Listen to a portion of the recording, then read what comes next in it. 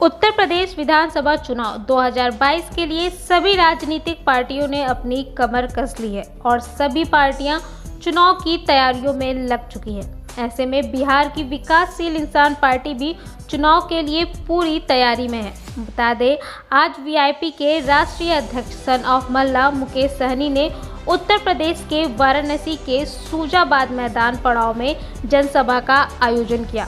वाराणसी के पावन धरती पर वीआईपी के राष्ट्रीय अध्यक्ष मुकेश सहनी के स्वागत के लिए लोगों की काफी भीड़ देखने को मिली। मुकेश सहनी के स्वागत के बाद उन्होंने जनसभा को संबोधित किया। संजय कुमार साहनी जी, दूधनाथ बिंद जी, जिनास अहमद जी, सुजीत कुमार साहनी जी, मिथिलेश मजवार जी, श्यामलाल सहनी जी, हिमाचल सहनी जी, इंद्रदेव निषाद जी, इस सभा में उपस्थित आकाश सहनी जी, दीपक कुमार आर्या जी, घनश्याम सहनी जी, श्रीमती सीमा यादव जी, श्री बच्चन बिंद जी, श्री तूफानी बिंद जी, श्री राहुल सहनी जी, श्री प्रदुमन निषाद जी, आदित्य जी, श्रीमती अनु गुप्ता जी, श्री छोटे लाल बिंद जी, अंजनी सिंह पटेल जी, सुदर्शन सहनी जी, अनुपम कुमार जी और हमारे चंदौली से जिला अध्यक्ष आए मिथिलेश निषाद जी, आप सभी को बहुत बहुत धन्यवाद। इस सभा में उपस्थित हमारे मंच पे सभी वरिष्ठ नेतागण, इस सभा में उपस्थित हमारे सभी माता बहन, नौजवान साथी, सम्मानित गार्जियन और यहाँ पे हमारे स्वागत जान के लिए टोपी वाला जी, सभी को बहुत बहुत धन्यवाद। और विशेष तौर पे बनारस की धरती पे मैं आया हूँ, आप सभी को धन्यवाद है। साथ में अगल बगल से जो भी जिला से आए हैं और विशेष तौर पे चंदौली से बड़ी तैयारी करके आप लोग आए हैं। हमें पता है कि थोड़ा मंच पे जगह छोटा पड़ गया है, लेकिन निश्चित तौर पे आपके जिला में भी जब कार्यक्रम होगा तो वहाँ पे आपको जगह मिलेगा। तो आप सभी यहाँ पे उपस्थित हैं, सभी को बहुत बहुत धन्यवाद। और निश्चित तौर पे आज जिस तरीके से आप लोग देख रहे हैं कि किस तरीके से भोलेनाथ की नगरी में किस तरीके से निषाद विकास संघ और वीआईपी पार्टी के सभी समर्थक अपने पार्टी को अपने समाज के हक अधिकार के लिए संघर्ष कर रहे हैं। जिस तरीके से हुजूम आज यहाँ पे पड़ाव मैदान में आया है, सेम इसी तरीके से, इससे कह सकते ज्यादा भी कोई जिला में इससे बड़ा रैली हमने अभी करते करते ये 12 रैली 13 रैली हो चुका है और परसों फिर अयोध्या में भी रैली है और इसी तरीके से पूरे प्रदेश में किया जा रहा है। और मुझे काफी खुशी है कि 3 महीना पुराना ही पार्टी हमने उत्तर प्रदेश में लॉन्च किया और इतनी मजबूती से इस तरीके से आप लोग तैयारी कर रहे हैं, इसके लिए विशेष तौर पे आप सभी को धन्यवाद। अभी मैं चाहूंगा कि मेरे बारे में आप लोगों को कुछ बता दूं कि मैं एक गरीब मछुआरा परिवार में जन्म लिया। आप समझ सकते हैं कि एक गरीब मछुआरा परिवार कितना बेहतर होगा। अब मैं गरीब परिवार में जन्म लिया और आर्थिक तंगी के कारण, गरीबी था तो हर तरह का हर तरह से कठिनाई था। तो 18 साल की उम्र में, जिस उम्र में खेलना कूदना था, अपने परिवार अपने रिश्तेदार के साथ रहना था, उसी उम्र में मैं अपने गांव छोड़कर मुंबई जैसे शहर चला गया। 18 साल की उम्र में वहां पे मैंने मेहनत किया, मजदूरी किया, 900 रुपया महीने पे नौकरी किया, रोज का 30 रुपया पे। और आप लोगों के सहयोग से, आशीर्वाद से एक समय आया कि मैं वहां पे बेहतर जिंदगी जीने लगा और एक अच्छा कारोबार मैं करने लगा। 2014 तक एक बेहतर जिंदगी जो बड़े लोग जीते थे वो जिंदगी मैंने जीने लगा, ऐशो आराम की जिंदगी जीने लगा। उसके बाद मैंने बिहार आया तो मैंने देखा कि लोग चांद पे जाने के लिए सोच रहा है, बड़े बड़े महलों में लोग रह रहा है, लेकिन इस धरती में पे हमारे लोगों के लिए रहने के लिए घर नहीं है, रोड नहीं है, सड़क नहीं है, बिजली नहीं है, पानी नहीं है और हजारों तरह का समस्या मैंने देखा। और उसी समय मैंने निर्णय लिया कि नहीं, अभी मुझे मुंबई जैसे शहर में नहीं रहना है, अभी हम अपने लोगों की हक अधिकार के लिए लड़ाई लड़ेंगे। और मैं 2014 को छोड़ते लगातार बिहार में अपने समाज के हक अधिकार के लिए मैंने लड़ाई लड़ना चालू किया। हर एक बड़े बड़े पॉलिटिकल पार्टी के पीछे पीछे मैंने चलने का काम किया। 2016 में उत्तर प्रदेश में भी मैंने आया और मजबूती से पूरे उत्तर प्रदेश में 4 रथ यात्रा निकाल के पूरे प्रदेश में अपने समाज के हक अधिकार के लिए मैंने जागरूक करने का मैंने काम किया। और फिर मैंने देखा कि मजबूती से दूसरे पॉलिटिकल पार्टी के पीछे घूमने से आपका कल्याण नहीं होगा। आपको अपने हक अधिकार के लिए लड़ाई लड़ना पड़ेगा। आप किसी के पीछे जाएंगे, पीछे कुछ भी कह ले, कितना भी मांग ले, उसको दया आएगा तो आपको आशीर्वाद या भीख दे देगा, लेकिन आपको अधिकार नहीं देगा। और फिर मैंने 2017 में मैंने निर्णय लिया और अपने समाज के हक अधिकार के लिए लड़ाई लड़ते लड़ते 2018 में मैंने एक पॉलिटिकल पार्टी बनाया, और पॉलिटिकल पार्टी विकासशील इंसान पार्टी, वीआईपी पार्टी। और 2019 में हम मोदी जी के साथ नहीं, यूपीए के साथ मैंने गठबंधन कर लिया। बिहार में 3 लोकसभा सीट पे गठबंधन किया, हमने लड़ाई लड़ा, लेकिन सफलता प्राप्त नहीं हुआ। हम लोग चुनाव हार गए। कोई बात नहीं, हमारे पूर्वज आजादी के 75 साल बीत गया, हमेशा संघर्ष करते आया। हमने हार स्वीकार करके फिर मजबूती से हमने लड़ाई लड़ना चालू किया, और 2020 आते आते बिहार में मजबूती से हमने एनडीए का गठबंधन का हिस्सा बना, और बिहार में मजबूती से वीआईपी पार्टी के सहयोग से आज बिहार में सरकार है। आज बिहार में आपकी सरकार है, आपकी अपनी सरकार है। बिहार में 4 पार्टी की सरकार है, एक तरफ बीजेपी, एक तरफ जेडीयू, एक तरफ हम पार्टी और एक तरफ वीआईपी पार्टी। और वहां पे 4 पार्टी में एक पार्टी वीआईपी है, और वहां पे मजबूत सरकार नहीं है, वहां मजबूर सरकार है। वहां पे 242 सीट पर हमारे बिहार में 243 पे का विधानसभा है, और जिसके पास 122 होगा वही सरकार बनाएगा, और हम लोगों के पास 125 सीट है। और मजबूती से जितना हमारे वीआईपी पार्टी के पास ताकत है, जितना बीजेपी के पास ताकत है, अगर चाहे बीजेपी समर्थन वापस कर लेगा तो सरकार गिर जाएगा। उसी तरीके से जब 74 वाले के पास जितना पावर है, उतना ही पावर 4 वाले के पास भी है। 4 वाला हट जाएगा तो भी सरकार गिर जाएगा। तो वो ताकत हमने बिहार में बनाया है, और बिहार के निषाद ने खून पसीना बहाकर अपने हक अधिकार के लिए संघर्ष किया। जबकि मैंने देखा जितना उत्तर प्रदेश में हमारे निषाद भाई जागरूक है, उतना बिहार में जागरूक नहीं था। मैंने भी उत्तर प्रदेश में 2016-17 में मैंने काम किया, और बहुत कुछ आप लोगों से सीखा, और फिर मैं बिहार में जाके मैंने झंडा गाड़ दिया। आज बिहार में हमारी सरकार है। बिहार में सरकार की कोई भी बात होता है, बिहार में 2.25 लाख करोड़ का बजट होता है, और 2.25 लाख करोड़ का बजट को सोचने के लिए और बिहार में खर्चा करने के लिए उसमें आपका अभी बेटा सनफ मुल्ला बैठा रहता है और बिहार के विकास के बारे में बात करता है। तो ये ताकत हमने बनाया है, और आज जरूरी पड़ा है कि उत्तर प्रदेश में भी ये ताकत बनाने का। ये जो डॉक्टर साहब हैं, डॉक्टर संजय निषाद जी, हमने उनको बहुत मदद किया। जब वो जेल में थे तो मैंने जेल से बाहर निकाला, उनको चंपा देवी रैली में पार्क में रैली करवाया, उनकी पार्टी बनवाया, लखनऊ में रैली करवाया, और हमारा उनसे बात हुआ कि आप उत्तर प्रदेश को संभाले और मैं बिहार को संभालता हूं, क्योंकि आपकी भी लड़ाई और हमारी लड़ाई एक ही है कि निषाद समाज को आरक्षण दिलाना है, और आरक्षण दिल्ली से मिलना है। और दिल्ली में पहुंचने के लिए आपकी ताकत और मेरी ताकत मिल जाए तो दिल्ली को हिला देंगे, अपने हक अधिकार ले लेंगे। फिर मैंने उनको यहाँ पे छोड़ा और मैं बिहार चला गया। अब बिहार में मजबूती से हम सरकार का हिस्सा बन चुके हैं, लेकिन उत्तर प्रदेश में क्या हो रहा है? आपने 2018 में समाज के हक अधिकार की बात करते करते एक टिकट पे समझौता कर लिया, साइकिल पे चढ़ गए। फिर 2019 में आपको लड़ना था तो आपने फिर बीजेपी को साथ दे दिया, सिर्फ एक टिकट पे अपने बेटा को सांसद बनाने के लिए। और अभी तो 2022 का चुनाव होने वाला है, कुछ ही महीने में 2022 का चुनाव चालू होगा, और यहाँ पे हिंदुस्तान का सबसे बड़ा चुनाव होने वाला है। जो उत्तर प्रदेश जीतेगा वो दिल्ली में राज करेगा। ऐसे प्रदेश में आप रहते हैं, और 2022 में जनवरी दिसंबर तक 1-1.5 महीना आपको इंतजार करना था। बड़े बड़े पॉलिटिकल पार्टी आपके घुटने के नीचे आ जाता कि संजय जी आप हमको समर्थन दीजिए, 50 सीट 100 सीट पे गठबंधन कीजिए। लेकिन आपने क्या किया?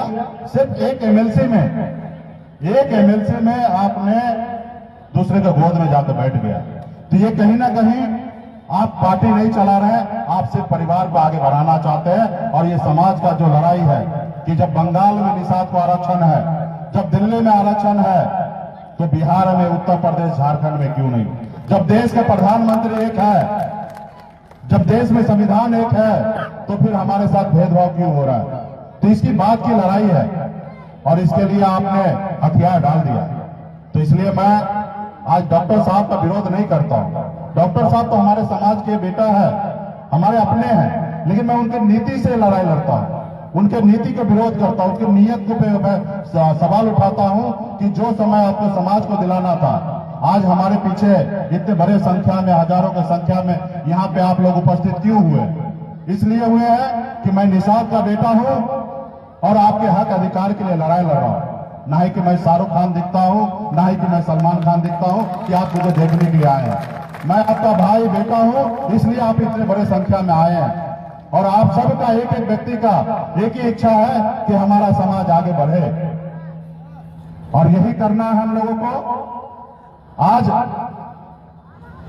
माननीय प्रधानमंत्री आज गुजरात से आपके बनारस की धरती पे पहुंचा और उन्होंने नारा दिया कि मां गंगा ने हमें बुलाया है, मुझे सेवा करना है। निश्चित तौर पे हमारे देश के माननीय प्रधानमंत्री जी ने यहां से चुनाव लड़ा और जीते और आपके सांसद बने और देश का आज प्रधानमंत्री जी हैं। निश्चित तौर पे उनको गंगा माता ने बुलाया और जीत के दिल्ली भेज दिया। लेकिन ये बात तो सत्य है कि जिस तरीके से चाय वाला यहाँ पे आके प्रधानमंत्री बन सकता, तो क्या नाव वाला यहाँ पे विधायक नहीं बनेगा? एक नाव वाले की भी आवश्यकता है। एक नाव वाला यहाँ के नेतृत्व करे, विधायक बने, लखनऊ में जाके मंत्री बने और बिहार, उत्तर प्रदेश सभी अपने समाज के हक अधिकार के लिए लड़ाई लड़ना है। इसलिए आप सब एक चीज याद करके जाइए कि चाय वाला के साथ साथ नाव वाले को इस बार विधानसभा भेजना है और उसको मंत्री बनाना है। और हम लोग तो रियल में गंगा पुत्र हैं, हम लोग तो रियल में गंगा पुत्र हैं, गंगा माता के संतान है। देश के जितने भी मछुआरा नाविक हैं वो देश का खास करके गंगा माता का पुत्र है। और हमें क्या गंगा माता से आशीर्वाद नहीं मिलेगा? हम लोगों को मिलेगा। हमारे पूर्वज श्री रामचंद्र जी को नैया पार लगाया था, यही केवट महाराज जी हैं और श्री रामचंद्र जी को आपके उत्तर प्रदेश में नैया पार लगाया। और आज हम लोग मझधार में फंसे हुए हैं और आप इंतजार कर रहे हैं कि हमारा नैया कोई और पार लगाएगा। कभी सोचते हैं अखिलेश जी पार लगाएंगे, कभी सोचते हैं योगी जी पार लगाएंगे, कभी मोदी जी पार लगाएंगे। लेकिन आप लोग भूल रहे हैं कि नैया पार तो आप खुद लगा सकते हैं, आपके नैया कोई पार नहीं लगाएगा।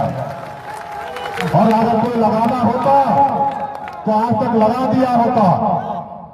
आज हमें इस धूप में खड़ा होने की आवश्यकता नहीं करता। आज हमारा समाज भी आगे बढ़ गया रहता, लेकिन कोई आगे नहीं बढ़ाना है। आज आपके बच्चे का फिक्र जो है आपको ही करना पड़ेगा। आज मैं भी आपकी फिक्र इसलिए करता हूं कि मेरे रगों में निषाद का खून है और इसलिए मैं आपके हक अधिकार के लिए लड़ाई लड़ता हूं। क्या मैं यादव जी रहता तो मैं आपके लिए इतना लड़ाई लड़ता? नहीं लड़ता। क्या मैं ब्राह्मण कुल में जन्म लेता तो मैं आपके हक अधिकार के लिए लड़ाई लड़ता? नहीं लड़ता। मैं निषाद कुल में जन्म लिया, इसलिए मैं आपकी लड़ाई लड़ रहा हूं। आज मैं बिहार से उत्तर प्रदेश में इतनी लड़ाई लड़के, इतनी मेहनत करके आप लोगों को आगे बढ़ाने के लिए क्यों आया हूं? क्या मुझे विधायक बनना है? क्या मुझे मंत्री बनना है? ऑलरेडी मैं बिहार में मंत्री बना हूं, एमएलसी बना हुआ, हमारी अपनी सरकार है। मैं तो यहाँ पे आपको जगाने के लिए आया हूं कि आप जागो और आप अपनी नैया, अपनी पतवार को लो और किनारा लगो। इस बार और हम लोग वो हैं किनारा लगाने वाले। इस बार याद कर लीजिए कि आपके नैया पे जो लोग बैठे वो आपको सम्मान दे, और सम्मान ना देना तो बीच गंगा जी में नाव को पलट देना है। हम तो तैर के बाहर निकल जाएंगे भाई, हम अल्लाह का बेटा है, तैर के बाहर निकल जाएंगे। डूबेंगे वो लोग जिसको हम सदियों से पार लगाते आ रहे हैं, वो लोग डूबेगा। आप खाली उत्तर प्रदेश में जहां निषाद का 40,000 से लेकर 1,20,000 तक का संख्या है, ऐसे उत्तर प्रदेश में 165 सीट है और मैंने उससे 165 सीट को तैयारी कर रहा हूं। और 2022 में आरक्षण नहीं तो गठबंधन नहीं, और गठबंधन नहीं तो वोट नहीं, इस नारा के साथ 165 सीट पर चुनाव लड़ने के लिए जाना है साथियों। एक बार आप अपने ताकत को दिखा दीजिए, अपने वोट को अपने नाव पे गिरा दीजिए, तब अगला को एहसास होगा कि आप एक एकजुट है और एक साथ है। हर किसी ने हम लोगों को छला है, इसलिए पार्टी को गांव-गांव तक लेके जाइए। बहुत सारा यहाँ पे युवा साथी हमारे सम्मानित बहुत सारे नेता मंच पे उपस्थित हैं और हजारों की संख्या में है।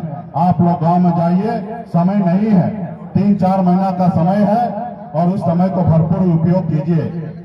आज आप लोग 4 करोड़ की संख्या में, हम बिहार में 1.5 करोड़ की संख्या में रहने के बावजूद भी आज बिहार सरकार का एक हिस्सा में बन चुका हूं। आज बिहार में हमारी अपनी सरकार है और हम अपनी सरकार में जो मर्जी होता है वो निषाद समाज के लिए, हक अधिकार के लिए काम कर रहे हैं।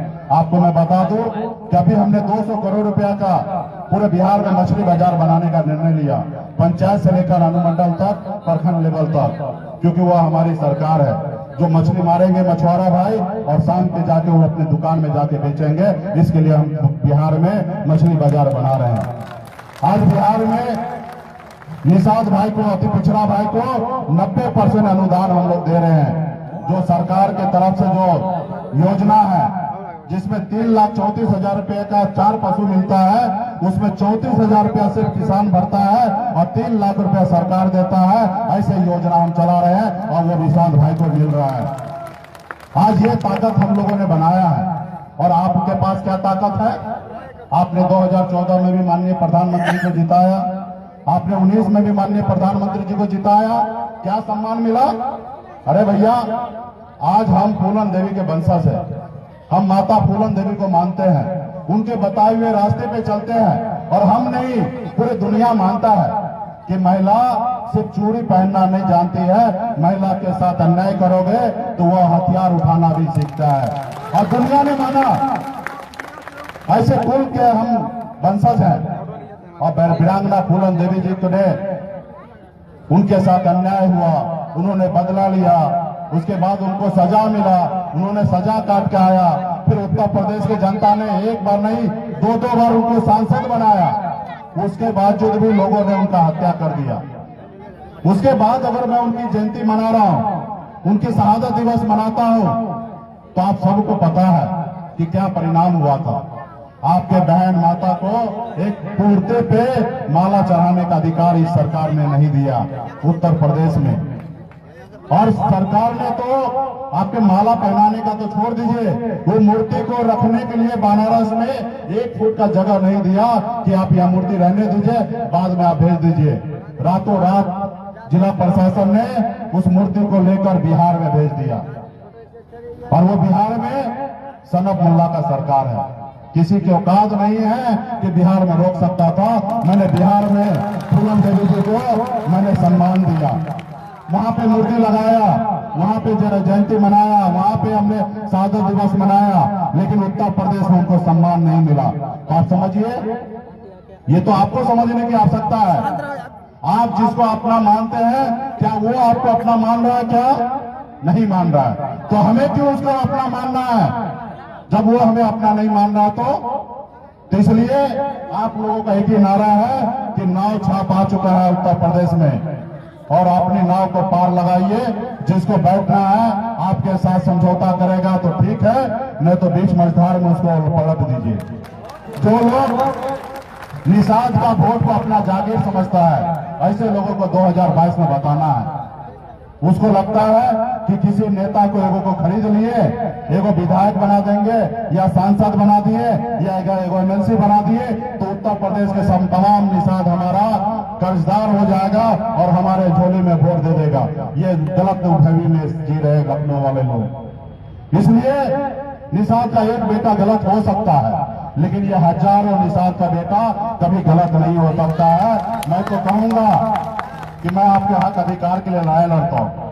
मेरी नीति और नियत में जब तक आपको भरोसा होगा, जब तक मैं आपको इसलिए काम करूंगा, उस रोज तक ही मेरा साथ दीजिए। जिस रोज लगे कि मैं अपने स्वार्थ के लिए, अपने फायदे के लिए मैं राजनीति कर रहा हूं, उस रोज मेरा साथ छोड़ दीजिए।